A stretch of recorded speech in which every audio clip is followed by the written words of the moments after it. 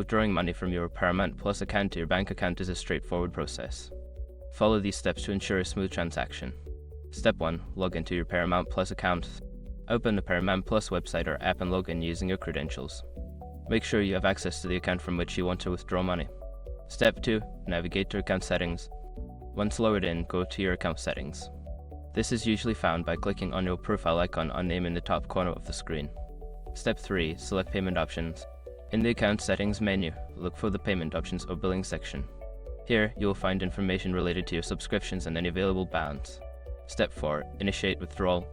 If there is an option to withdraw funds, select it. Follow the prompts to enter the amount you wish to withdraw and choose your bank account as the destination for the funds. Step 5. Confirm and complete the transaction. Review the withdrawal details and confirm the transaction. You may receive a confirmation email or notification regarding the status of your withdrawal. After completing these steps, your funds should be on their way to your bank account. Always check your bank account after a few days to ensure the transaction has been processed successfully.